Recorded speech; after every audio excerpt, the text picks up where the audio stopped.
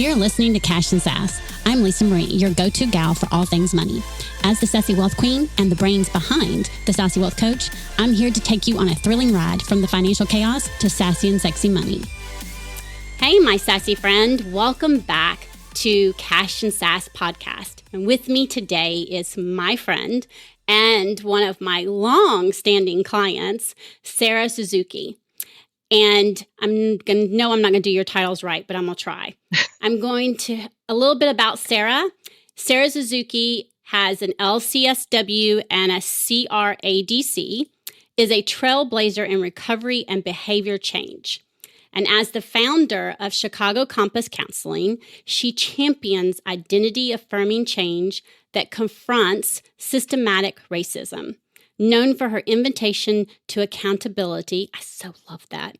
Sarah has spurred transformative change in over 60 organizations, including the FBI and major conferences. Alongside Sarah Buino, did I say that right? Bueno, yes. Yay! Yeah. Okay. She co-developed the Sarahs, which is a groundbreaking initiative to dismantle white supremacy. In her personal life, she finds balance in a nonfiction writing, serving on the board of Sister AFA Community Care, and cross-country skiing. More than a leader, Sarah is a devoted co-conspirator in systematic liberation. Her primary aim is to center recovery as the key to equitable and accessible care for all. And one of the things I'm going to say about Sarah is her counseling business is all about recovery. That's what their niche is all about recovery. So, Sarah, what I want to start with is you mentioned when I asked you what one of your limiting money beliefs was it was good to live in scarcity mindset. And you put because scarcity keeps you sharp. And I find that interesting because, of course, our brain immediately knows that's not true, yet that's where your scarcity mindset stemmed from. Can you go a little bit into that? Oh, yeah. I'm a therapist, right? So I think a lot of stuff goes back to childhood imprints and experiences. And for me, I had this experience of, so my mom was a single mom. My dad had a lot of mental illness, and part of his mental illness was not managing money very well. And her kind of role was to try to raise my brother and me and provide for us. And she often would be very worried about money or worrying about how to pay the bills, or we'd go over to his house and she would be cutting up credit card offers that were in his mailbox. And so I started to associate worrying about money and being scared of money with being responsible and caring and loving. And then in contrast, with my idea that my dad just kind of wasn't paying any attention to money, felt like he could spend wherever, whatever, that being easygoing about money was dangerous, that was a path of slipping toward insanity. And of course, I'm saying this in these very reductive terms, but as a child, that was really how I internalized it. My mom had the good mindset. My dad had the dangerous, bad mindset. And of course, right, it's very imbalanced. And I know that's not true. But there's a hypervigilance and a fear that I always brought to money. And it didn't lead to me making good decisions. It really led to me being almost the opposite of what I wanted, more impulsive, or making these like emotional fear-based decisions, or like I think this is a classic example in personal financial literature. I'd get into credit card debt and then be scared of how much debt there was, and I'd pay it all off at once to like feel better, but then I wouldn't have any cash flow. So my whole scarcity mindset led to this sort of white knuckled fear when it came to money. So I hopefully that kind of explains it a little bit. It does. And what I find interesting is that a lot of us have these types of stories, whether they're different or some could be the same, but we all have something from our childhood that has stemmed in that has given us that imbalance, especially when it comes to money mindset and money management. And a lot of times, just like you, when you reached out to me and we started working, in a lot of ways, we don't realize it. Or if we realize it, we don't know what the hell we're supposed to do about it, right? Because we were never taught, because it came from our generation and it came from the generation before them. And what I loved about it is you said that, in some ways you made some good decisions.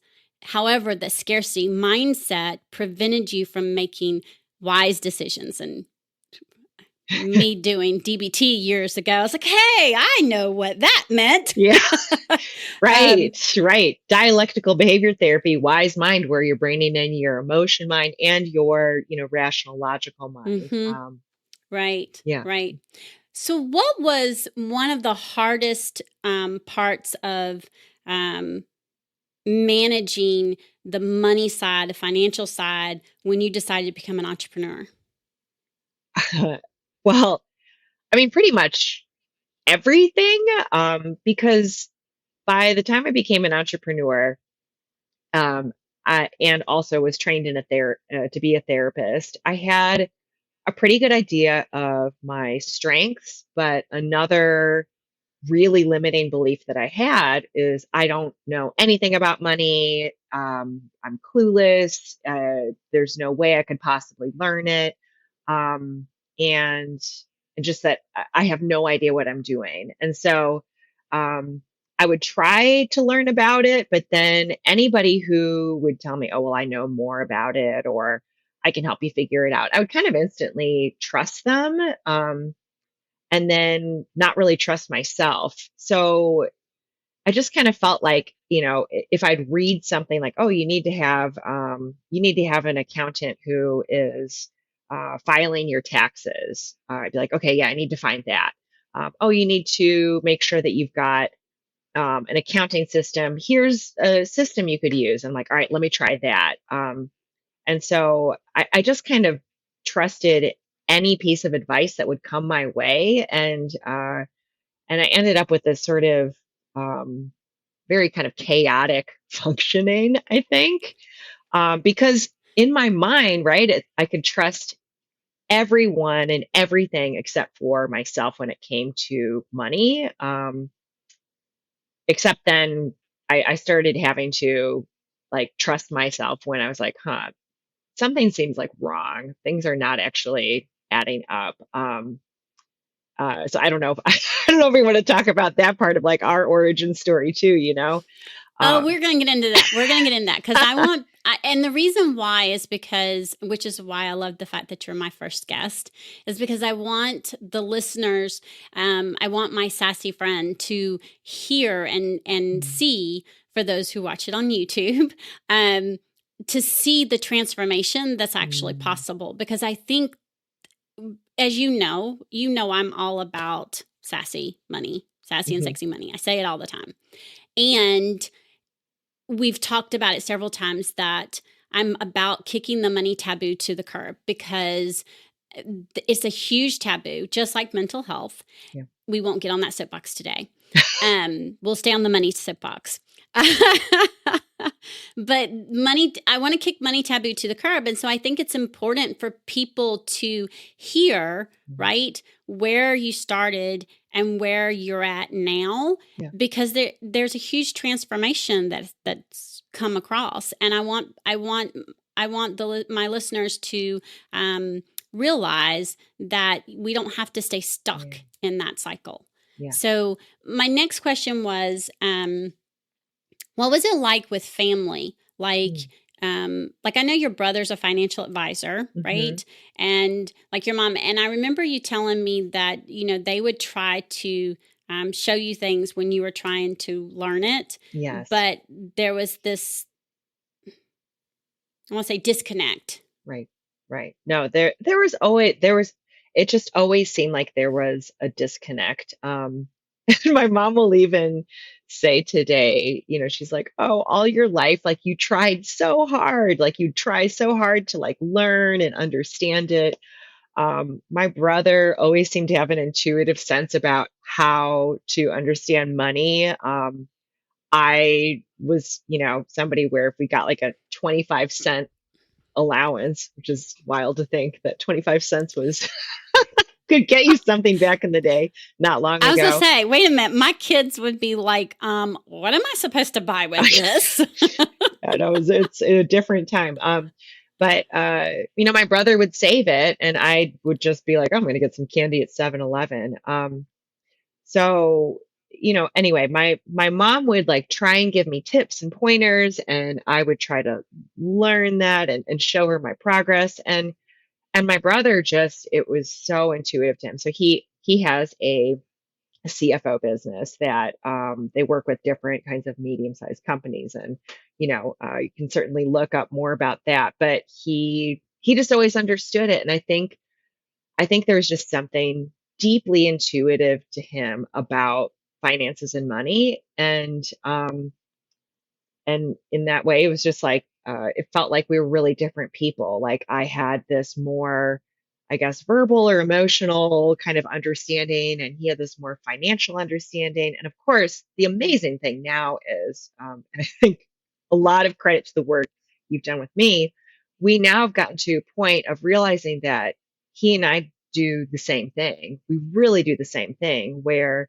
we are providing this high level consultation to our clients, and we are addressing some of the most challenging topics, shame, stigma, fear, things that can bring up so much vulnerability, but to do it in a way that gives people skill and illuminates their understanding and helps them live better lives. That's the magic, right? And I feel like as a therapist or as a consultant, that's always felt like something where I feel pretty confident doing that, but not so with money. My brother, recognized that for years. And just a few months ago, I was helping out at, he had a stand at one of the MAPS conference for his business. He was like, wow, it's amazing to hear you talk about business decisions and strategic investments and financial forecasting with this level of ease that, even just how you are making big decisions. He's like, you have a level of sophistication now that would not have been possible a few years ago. He's like, you've really transformed. And, of course, for me, I admire the journey that he's made in his own self work and his own development, and, being, doing so much amazing work. So it's kind of like we've met in this place of similarity, but we both had to seek out the right supports to get there. I could not teach my brother therapy, right? And he could not teach me finance. Right. Yeah. So. Right. So talk about what led you, because you eventually hired people to help you. And I remember that when you came to me way back in, what did we determine? 2017? Yes, 2017. Yes, it was 2017. And I remember, and I don't normally do this, but for some reason I decided that I was going to. You asked for I think it was a trial basis. Yeah. And tell us what led you to that. Like, what happened? What in the money sphere for you caused that to happen? Yeah. Well, I don't know if I've ever told you this. I nicknamed that period of time in my life like the battle of the accountants, where I imagined like this like coliseum of accountants. And I was telling people, I'm like, all right, I'm just going to get people into battle, and whoever, like emerges victorious is the winner. Right. But the bottom line. You didn't know you were going to end up with a CFO and a wealth coach. No, I did not. When I came to you, I mean, I can just picture the email in my mind. I was like so suspicious and so fearful and so burned, and I felt so betrayed. by a lot of really bad advice or guidance I paid for. My books, which I had paid someone to maintain or manage my books, were a mess. And I'd had, different accountants look at it and confirm, yes, they're a mess. I had errors with the IRS, with filings. Everything was really, it just felt like, I'd let the train totally derail. Um, and when I thought about it, it was almost like there's a level of attention that I wasn't paying to things because I told myself that I didn't know anything. So I'm just going to, trust people. So I came at you like really distrustful, or I'm like, okay, I know you don't offer this, but can we do 90 days and no obligation to me? And we'll just do this. And I don't know why you took a chance on me, because I was like really skeptical. Do But you want me to tell you what? You want me to tell you why? yeah. Because you offered a plan. Oh. You didn't come to me and say, I don't want to do this. I just want to do it, pay as you go, and I'll make a decision. You said, can we do a 90-day trial? You are willing to sign a 90-day agreement, and we Yeah. do a 90-day trial, and then we relook at it. So you came with a plan, and I'm Right. big on plans, everybody, okay? I'm like super, super big on plans. It's the analytical brain. I can't help it. Yeah. And the other thing is I remember you told me I have a bookkeeper, and I said, that's fine. I'm not a bookkeeper. If you have a bookkeeper, I still need access to your books. Yeah. What I do is I do money coaching, wealth coaching, and I'm a fractional CFO. So I merge those two together because I believe money mindset and money management go hand in hand. And you were like, okay, look, I've been burned. Can we do a 90-day trial? Yeah. And I was like, because we met, and then you emailed me. We met, and I told you my thing, and then you emailed me. And so literally you took the 24 hours thing about, and you emailed me with your thing. And that's the reason why I said yes, because Oh, wow. you had explained that you'd been burned, right? Yeah. You weren't trying to take advantage. You were trying to ease your nervous system. Yeah. And you came with okay, I know this isn't a plan you normally do. Right. And, right. Would you be willing to do this and us relook at it? Now, can you tell everybody what happened 60 days after? Because we didn't even go 90 days. Well, like, all right. So like now it feels so far. I'm pretty sure. Okay. Now I'm looking back and I'm like, yes, I came to you with a plan because as a fellow professional, right? Because I do see you as a consultant. I never want to waste someone's time or energy. Here's the other thing. I just want to kind of go back to this because it's so common in the field of therapy. There are just a lot of people in my profession where we're selling nonsense, right? And so I think that's part of why nonsense kinds of coaching. And I don't want to disrespect, I know lots of amazing coaches who are therapists, but I think that was another thing that, I respect people's expertise. And, and I was like, I'm like, I was not trusting myself and but wanting to trust someone. So yeah. Now the way I remember it, 60 days in is I'm pretty sure I fired my other accountant and we were moving to another arrangement. But yeah, your bookkeeper, who was the one that had fixed a lot of things, and you had trusted, and you were, but you'd let go of the other accountant.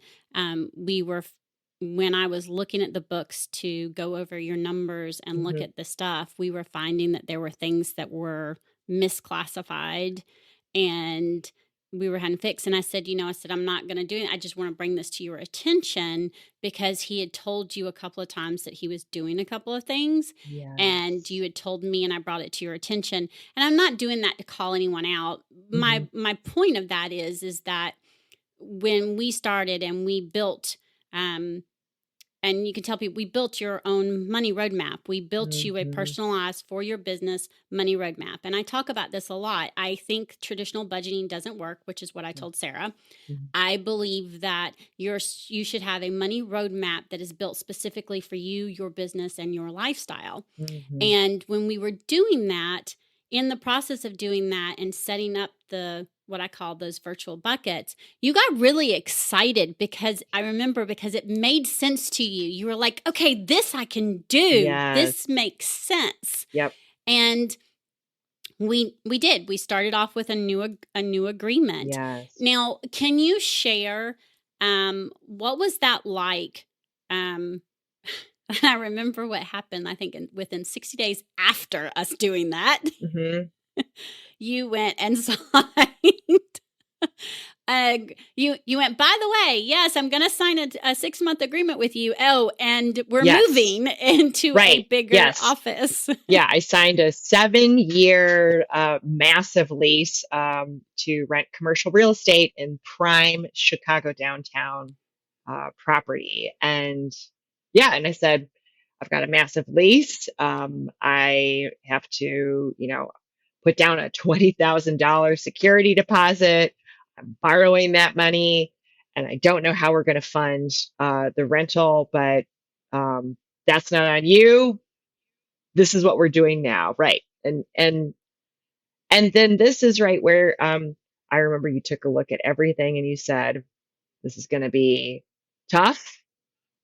There are going to be But times you where could it's do it. really tough. You're going to like question if you can go on, but we're going to get through it. And, in 8 months from now, you'll look back and there'll be a pathway. And Yeah, I you, remember I yeah. warned you that something was going to pop up. Mm-hmm. Just when you thought it was going good, something Yep. was going to pop up, and it was Yep. going to get tight. It was Yep. going to get really tight. Yep. Yep. And, but then I reminded you that that's what my oh shit calls were for.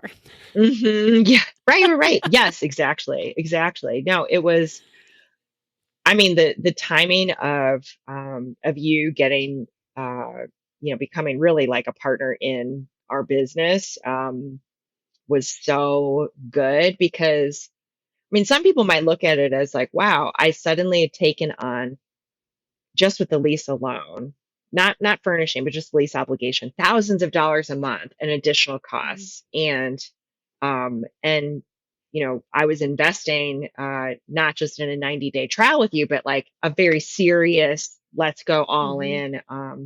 in, on money coaching, fractional CFO, all the services, the whole suite. And I can tell you, like, I can think of so many ways that I have wasted money in my life, but not a single penny was wasted in that guidance starting from that Oh, point. Because I mean, now, right, we're at the conclusion of this 7-year lease, and my business, it not only exists, but it's on the map in a way that would have been unfathomable to me back in 2017. right.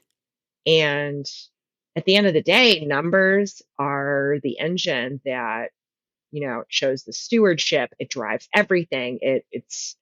Um, it's so, so vital. And I guess, I went from kind of seeing money as this like inconvenient thing that I have to think about sometimes and deal with, as a cost of doing business, to being a key to like really understanding what's happening with the business and how to resource different initiatives, and having fun with it. I never thought that I would have fun thinking about Looking at big money. numbers or talking about things, or even like, I mean, right? It's wild to think about how I went from being like very, very frightened to even think of a single bill, to being able to look at, some like big decisions and have fun playing with the ways that we could approach it. Yeah, and that's what I was going to ask you is like, how do you feel now compared, when it comes to money, compared to where you were when, in 2017, even, or to, Mm. even now compared to like 2018, Yeah. when you basically started almost over Mhm. because you did a cleanup is what I call it. Right. Yeah. Yeah. Right. You did Right. a cleanup. Yeah. I mean, really, And yeah. You joined us at a point when the business, as an employee based business, because now, we've got 17 therapists and, all these different, projects that we do with the Chicago area and beyond, right? I mean, it's way bigger than I thought it would be back then. But yeah, when I think about how money was, it's like, I, I think I was the kind of person where I didn't want to think about money, but I would be logging into my business bank account to look at it and check it multiple times per day. Like I felt like that was like a healthy behavior, or it was a way to stay informed. And but you were stressing yourself out doing that, stressing right? myself out, right? Because I had this idea that that would help me be more aware somehow. And there are definitely some things you have me do. I appreciate as a behaviorist that that I found challenging, and you'd say, no, this is actually good for you. And I would be like, all right, I'm going to accept that because this feels really uncomfortable. And I know this is probably good for me. Right. So like times where you would say, wow, like when I first started working with you and you're like, okay, how much are you paying yourself? And I'm like, oh, nothing.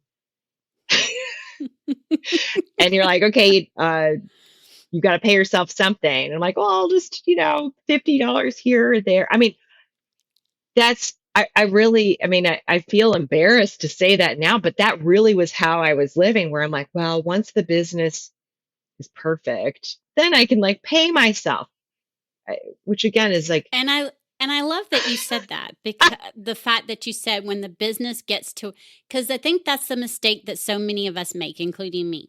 When the business gets where I want it, where it's perfect, I'll then start paying myself. And the problem with this is, or the issue with this is, as entrepreneurs, the business doesn't ever get to where it's perfect, right. because we're constantly changing it, and we're Yes. up leveling, and no offense, but shit happens. Yep. Life happens. Yep. And if you wouldn't have started paying yourself before, let's just bring it up, COVID happened, Yeah. Right. and everyone has to realize that we can't wait for it to be perfect for us to start paying ourselves. Right. So I want to ask you a question, because will you say that, do you consider yourself more empowered now with your money versus then? Like when you look at your bank account now, does it stress you out as much as much as it did before? And do you feel more empowered, or what's different? Oh, I mean, I feel way more empowered. And the striking difference was, so this year, actually, my husband and I bought our first house. And I was going to ask how it affected your personal life too. oh, yeah. Well, right. Yeah, pre-working with you, right? My husband and I were in financial couples counseling because, yeah, I not paying myself had an effect on our marriage, right? It had an effect on our well-being. It had an effect on, my sanity, to be honest. Well, So and both of you, here's the thing. We as humans, especially women, aren't taught to talk about money, and men will talk about it a certain way. Right. And then when you put a man and a woman to talk about it, we end up beating heads most of the time, right? And that becomes an issue. And when you were telling me, my husband and I, we're in financial counseling because we need to learn how to talk about money, and we're doing this. Yes. And one of the things that we would discuss is your mindset around it, so that you could go in and come from a different perspective. Because I was like, okay, well, Sarah, one, you're not paying yourself. And two, in order for the conversation to change, your mindset has to flip. Oh my gosh. It's so true, because I had this, mistaken belief from childhood that, being fearful and stressed out about money is a sign of love, I would approach Jack by being like, "Oh my gosh, what are we going to do about this or this bill?"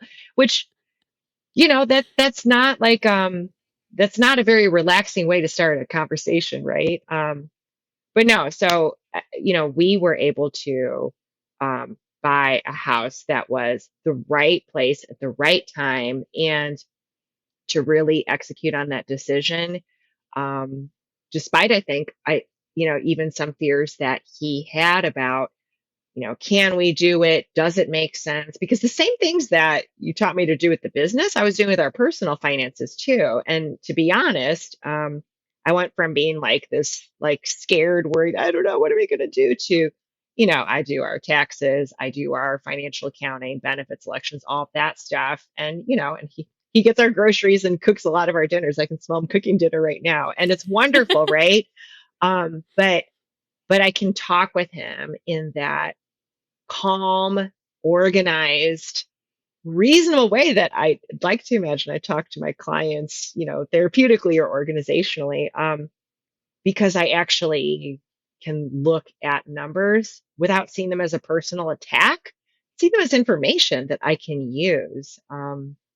And it's just so interesting, Lisa, because you mentioned how my group does this like recovery informed work in so many areas that are stigmatized, but I really built my own personal brand around helping men moderate their drinking, who are having problem drinking. And there's so much shame and so much fear that people have when it comes to drinking, and that men have when it comes to talking to a therapist, and then combine that with drinking, and it's this whole thing.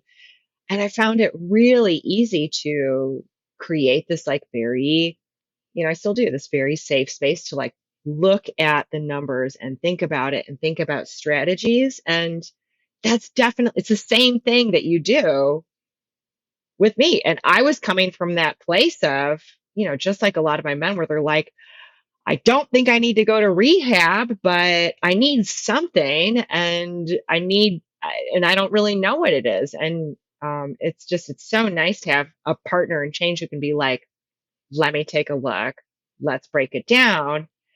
And unlike my other bad advisors in the past, you weren't trying to dress up or hide tough No, realities. I basically told you what I was going to say, that's the sassy part. And I respect that. I respect people who can say, hey, here's what's going on, because business owners, we don't have time for people to be dancing around realities or we do not want people hiding tough realities, right? I remember when you first hired, when she first started coming, you told me there's nothing wrong with my mindset. I just don't trust anyone. And I was like, okay. And then we got to talking, and I went, nothing wrong with your mindset. I know. No, I was and just like my guys, I was like, and then I remember when we were talking about like, the spending, like where was certain things going, and we were looking at it, and I remember looking at it, and I was like, okay, I'm just gonna have to tell her, and you know what? I don't know if she's going to fire me or not, because I knew I wasn't going to like pussyfoot around, right? I wasn't going to tiptoe. Right. And I say that, but I always come from love. Yeah. I always say it with love, but you're right. I didn't hide it. I said, Sarah, this is what I'm seeing. This is where your money's going. And yes, you need to make it stop. Yep. You've got people doing this and this, and this is where one of your other money leaks are. You've got to make it stop. And I mean, that's what somebody wants, though, right? Like, I want someone who is saying, hey, check the engine. Here's the thing, right? And no, I mean, that I trust people who can tell me the tough realities. And that's one of the hardest things for us to get when we're in leadership positions, running our own businesses, is to get honest feedback from anyone, Well, and I also think it's really hard because, when you're in a dire state or when you're in a rough Mm, spot and you don't have a lot of money investing, mhm, a lot of money to invest in help or whatever. And I remember you telling me, I don't know, I think it was a couple of years ago. So it was mhm, in our 5-year mark that, you said, I didn't have a lot of money. I didn't have a lot of trust. mhm, And I still invested, and that's really important because mhm. it was time to invest in someone that would actually have my back. Yeah. And I think that's really important, whether Yes. it's a wealth coach or a therapist Yeah. or a business coach or, a marketing, Mhm. whatever it may be. Right. I think it's really important to honestly sit and think about it and Yeah. go, okay, this will cost me this now. Yeah. And what would my outcome be if I don't Mhm. wait? Right. Or what would my outcome be if I do wait? Yeah. And, I believe that your outcome is so much better because you didn't wait. And Mhm. I'm not tooting my own horn on that. I'm saying because was it all, and for Oh, everyone, for all my sassy friends out there, was it all bed of roses the last 7 years that we've worked together? I know. But right, that's and I'm glad that you are using the accurate term CFO because that's the thing is you've been in the C-suite with me, right?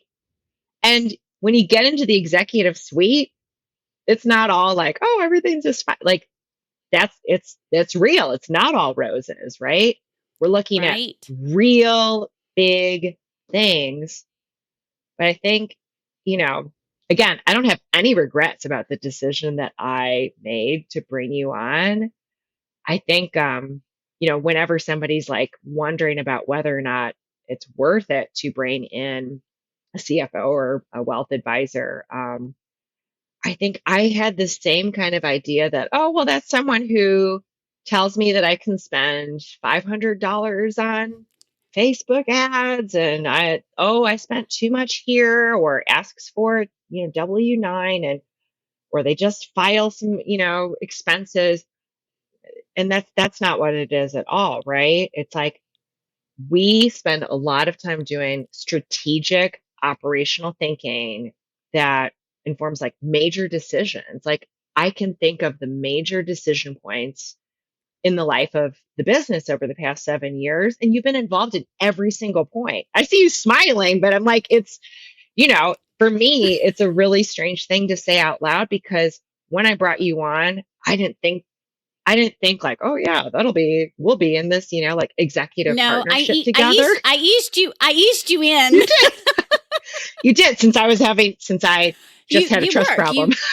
You had a huge trust problem, and then you were like, okay, I'm going to take the chance, but you were still, that Mhm. nervous system was still there, Yeah. right? Yeah. And I was like, okay, we're going to have to do baby steps, and we're going to have to Mhm. ease her in. Yeah. And so I eased you in. Mhm. And and I think it's really important that, when you hire a coach, or a therapist, or an advisor, anybody, that Mhm. there's someone who's going to get you Yeah. right, and who's going to take the time to know you and your business and your Mhm. lifestyle. Yeah. And when I first met her, she was living in Chicago Yeah. a year ago. It's not been quite a year. She informed me she was moving somewhere even colder. Um, and I told her she lost her mind.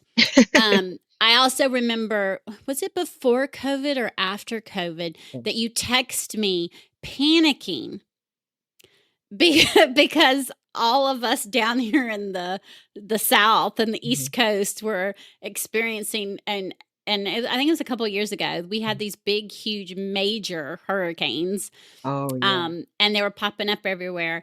And I laugh about it because she texts me and she goes, "Oh my gosh, are you okay? You know, I need to pick you up and just move you Midwest." And my comment was, "No." And I was like, there's only one issue with that. And she said, "What?" And I said, "You get snow, and you get a lot of snow. I'll take the hurricane and the tornadoes. Thank you."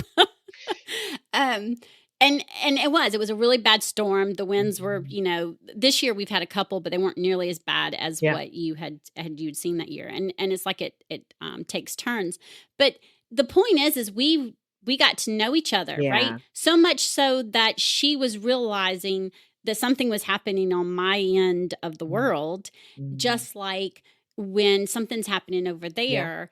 Yeah. The one year y'all got like tons of freaking snow in Chicago. And I'm like, Mm-hmm. okay, I know y'all are used to snow, but this looks like a blizzard, and I text you and I was like, okay, are y'all okay? Because again, that's the point, is you want someone who Mm-hmm. cares about you, your Yeah. business, and your lifestyle. And when she told me she was moving, again, I Yeah. You immediately did. went into Yeah. strategic planning mode Yeah. with her. Right And I away. said, okay, we need to plan, right? She said, yes. Mm-hmm. These are the things that I'm thinking of. These are the issues I'm having. What can we do? Yeah. And we sat down and Mm-hmm. we planned. Yeah. And because we did that, it Mm-hmm. made the move a Oh lot my gosh. less stressful and a lot more seamless, Yeah. so that you and your husband could buy a house. Yes. No, I mean, again, uh, it was really just so surprising to experience how smooth all of that was, because, I was not looking forward to an out of state move, and, I was kind of dreading all of it, and it ended up being wonderful. But I think it says a lot that I don't know if you've ever in any of our calls, like video calls, like seen Jack or talked to him or said hi. I don't even know if he's passed in the background because I actually think one time you did. You had him before y'all moved. You had him come in and say hi to me so that I could be introduced, because I think it was during the time y'all were doing some of the counseling, and I don't remember what it was I said, but I'd given you some advice and you're like, oh my gosh, you're right. Okay, I need to come from this. And when you did that, Yep. and he said, Yes. wait a minute. And you were like, he was like, wait a minute, where'd that come from? And you was like, my wealth coach, my chief financial officer, Yeah, Lisa. we were Yep. talking in this, and and you were like, you know what? You need to meet her. Seriously. Well, I mean, it says a lot that, yes, there's that one time, but Jack loves you. Like, he attributes significant improvements in my confidence, in my well-being, in just even like, he'll look back and think like, oh man, he's like, I remember how chaotic, your approach was to business. And he's like, now you talk about these decisions and it's like really informed. And, I think it's very reassuring to him. But I think that says a lot, that he knows the impact that you've had, and has seen that with our team too. I mean, I don't think anyone on my team has ever gotten to like meet you in person or talk to you for a prolonged period of time, but people know how important your guidance is, and they'll say, "Oh yeah, well, like, what would Lisa think about this?" Or I'll say, "Oh yeah, Lisa said we did a great job with this," and they'll say, "Wow, that's amazing." If I give like an affirmation, they're so happy because they know that you are keeping it real, and they really respect how we've been able to flourish and grow, and even how you were there for our whole team. And I don't. It's late at night. I'm like, I don't want to tear up thinking about this, but I just think about how you were there for my team in 2020 when we were going through, just a oh my huge gosh. upheaval. And at the time, every one of my staff was a person of color, and we all were just maxed out with what was happening with George Floyd in the summer of 2020. And I remember reaching out and saying, hey, like, how much can we pay everybody to just have a week where we don't have to come into work and we can just have one meeting and check in with each other? And you were like, I'll do the math right now. And you had that figure to me in, I think I had that figure to you in a couple of hours, I was because going to say, my memory was like 10 minutes. Because then we yeah, talked with my because team. Yep. y'all had been working nonstop, Yes. doing the virtual. Y'all been going, just nonstop, Yeah. because of course your niche, you had so many people who all Yep. of a sudden couldn't go out anywhere, who Yep. couldn't do anything, and they were Right. wanting to go back to those, bad habits. And y'all were just, you were burnt We out, were and so maxed out. we were nowhere near the end. And Yeah. then you add George Floyd to on top of Hmm. that, and y'all all were feeling it. And you emailed me. I think you actually texted I me. think I You texted texted you me. because it was like, You I was did. just in a Google You chat with texted my me, team. Yeah. and you said, hey, look, I know it's the middle of the day. Hmm. What do you think? And I said, I'll run the numbers right now. Yeah. Give me a few minutes. And Yeah. I think I did. I think it was within 15 minutes that I got back to you. Yeah. Yeah. And I mean, and it's like, and to this day, that was one of the defining aspects of, the culture of our group. And you have been so patient and kind with me with other things where I'll be like, oh, I want to be generous in this, kind of way where I'm like, okay, this past, like Juneteenth, I'm like, let's give everybody the holiday and let's implement Mhm. PTO, in advance. And I think I want to do it. I've already made the announcement. You're like, okay, well, we'll figure out how to incorporate that. And you keep my feet planted on the ground with how to make it work. And I really appreciate that about you, that you accept what's important to me. Um, Even if it might not necessarily be how you would personally go about with the business, you really take time to understand how I want to create a culture in a company and what's important to my team. And yeah, I mean, that really was that was the thing that really synced it all up for our team and our whole identity. And again, you were at the center of that.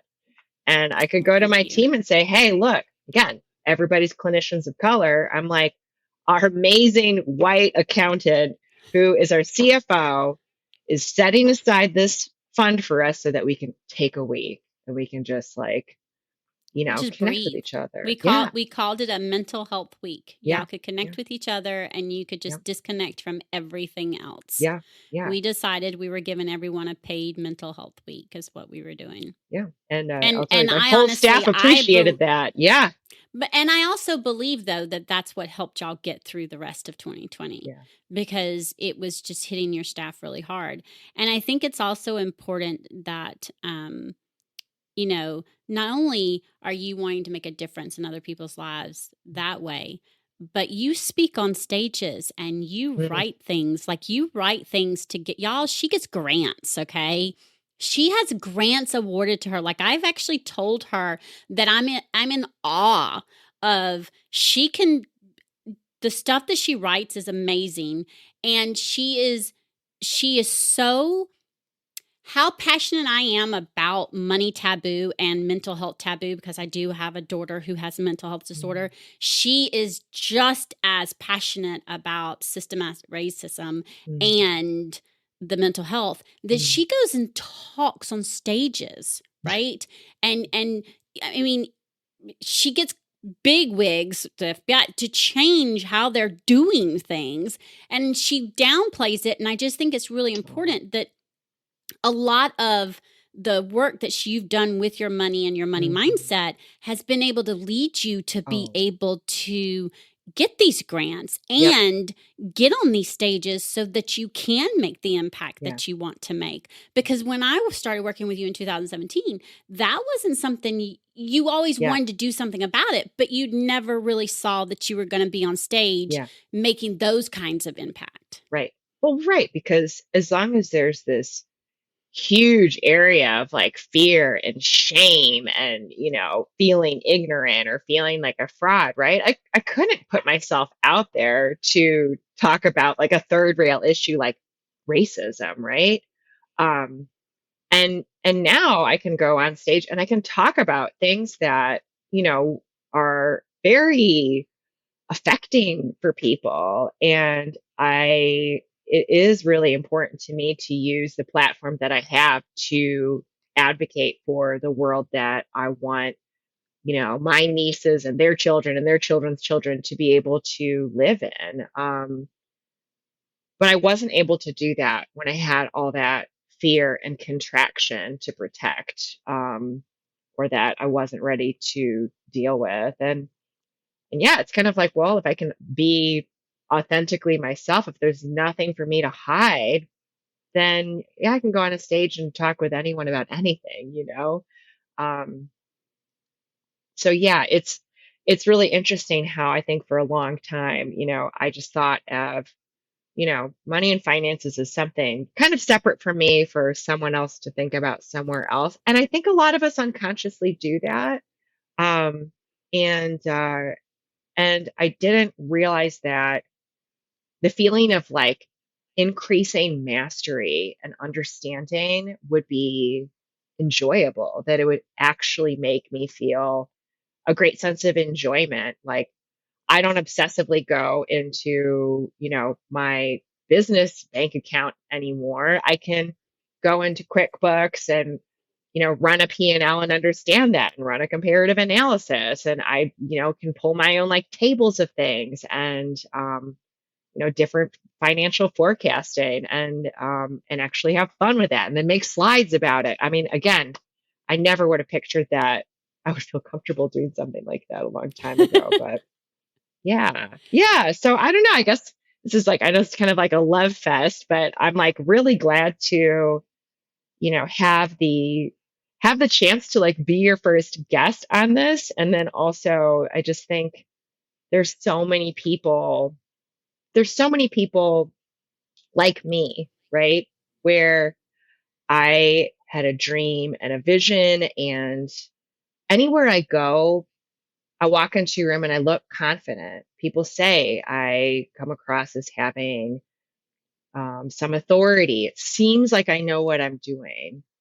But I had this one thing that I felt like I just didn't know anything about with money. That was like my big secret. And I just didn't even know how to get started with it. Right. And I think there's just so many people out there where that's like, it's like this key that can unlock the full potential of our business vision, but we just have to have that partner in change who can see that vision with us and like be that co-conspirator like you. Like you're a badass co-conspirator in change. All right, we're going to wrap up. And so I think from that, what I want my sassy friends to take away from it is I know personally how hard it can be to ask for help. And I know Sarah knows as well. And I want to encourage you that if you're feeling stuck, whoever it is, whatever, in your business, in personal finances, business finances, marketing, whatever it is, I promise you the best way to get unstuck is to ask for help. Because there are people who are good at it, and having a partner in crime. Change. A co-conspirator. A co-conspirator. I guess we are right in the crime of living our dreams. Exactly. To have a co-conspirator to see your vision and then be able to help you get there, you're going to get there faster. So as we sign off, I'm going to also say that if you are ever looking for a speaker, I'm going to get her website from you. I'm going to make sure it's in the show notes. Y'all go check her out because she is an awesome, awesome speaker, because I've actually seen it because she sent me a recording of one that she did, and she's amazing. And thank you for coming on the show and sharing your story and sharing and being vulnerable about your journey, because this is what Cash and Sass is all about, is us being vulnerable and talking all things money. So until next time, see y'all later. Thank you. Thanks for joining us this week on Cash and Sass. Check us out on social media and on our website at www.thesassywealthcoach.com, where you can download my free Money Story Start Guide. The website again is www.thesassywealthcoach.com. And as always, subscribe to the show to catch every new episode and leave us a review so we can continue to bring you fresh content. And remember, yes, it is possible to have sassy and sexy money. See you next week.